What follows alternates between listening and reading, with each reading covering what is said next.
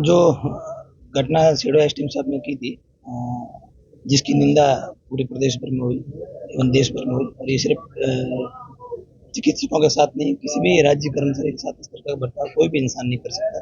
ना हम कर सकते हैं, ना आप कर सकते हैं। ये निंदनीय घटना थी, और जिस भी बिहेव में उन्होंने किया है, वीडियो बनाकर इसे और पब्लिक करना, तो इससे प्रशासन और चिकित्सा विभाग और चाहे प्रदेश का कोई भी विभाग हो, तो उनके साथ में इस तरीके का जो पब्लिक में गंदा मैसेज है वो भी नहीं जाना चाहिए था।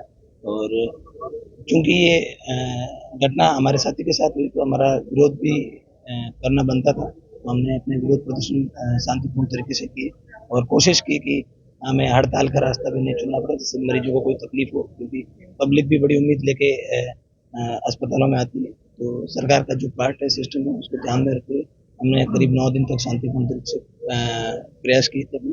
और इस बीच में हमारी कलेक्टर मैडम से पहले भी एक बार वार्ता हुई थी, जो दुर्भाग्यवश उचित मुकाम तक नहीं पहुंच पाई।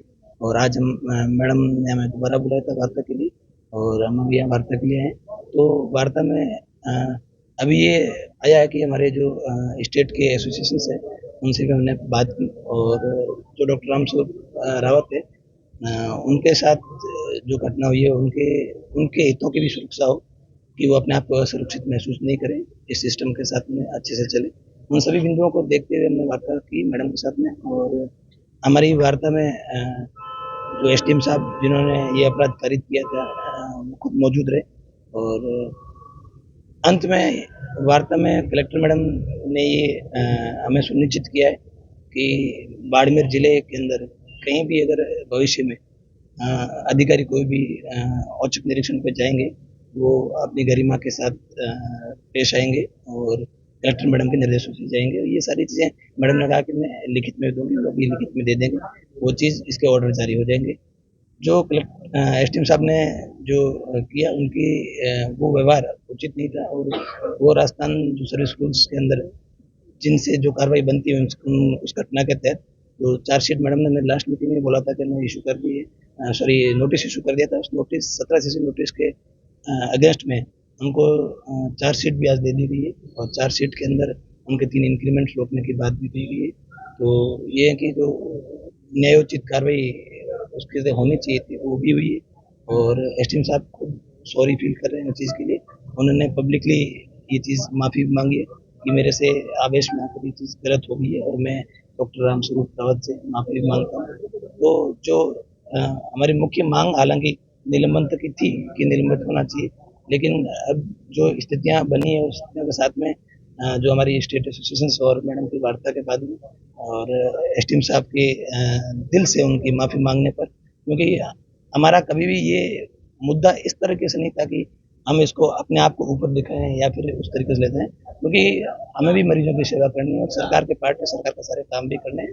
पब्लिक भी परेशान नहीं होनी चाहिए, तो गतिरोध किसी न किसी बाबत टूटना चाहिए। ये सोच के साथ, सकारात्मक सोच के साथ गए थे। मैडम की सोच भी काफी सकारात्मक रही।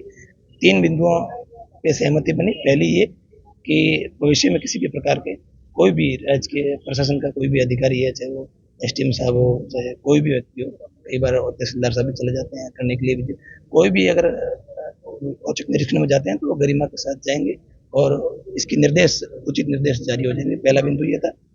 एसडीएम साहब ने अपने आप को सॉरी फील किया है, दिल से किया है, और हम सबके सामने उनकी आज आंखों में आंसू भी आ गए।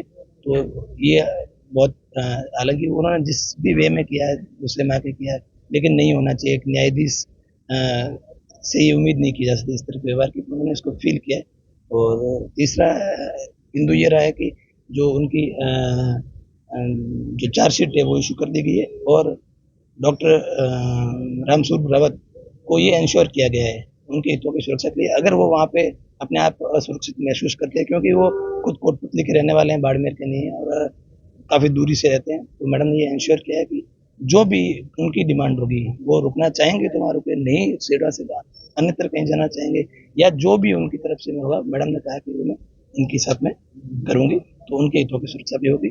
और इन सभी वार्ता हमारी सफल रही, और इसके साथ में हम अपना जो भी एजुकेशन से विरोध है, मानवता को देखते हुए कि उनको कोई दुख नहीं हो, ओपीडीज हम कल से सुचारू रूप से देखेंगे। और आपके बाबत हम ये कहना चाहेंगे सरकार से भी, और कि ये जो चीज़ें हैं बार बार घटना न हो, और आप भी इस तरीके से निर्देश दें ताकि, क्योंकि इतना बड़ा समुदाय और इस तरीके के व्यवहार करना, तो ये बार बार गतिरोध बनाना, इससे आम आदमी भी परेशान होता है, हम भी परेशान होते हैं, सिस्टम भी परेशान होता है। तो यही है कि कल से आप भी लोगों को बोले आइए अस्पताल आपके लिए खुले और खूब मन से सेवा करेंगे। शांतिपूर्ण तरीके से जो विरोध प्रदर्शन चल रहा था पूरे राजस्थान में, तो वो विरोध प्रदर्शन खत्म हो चुका है। जी, आज के बाद में वो चीज़ इस मुद्दे पे खत्म हो।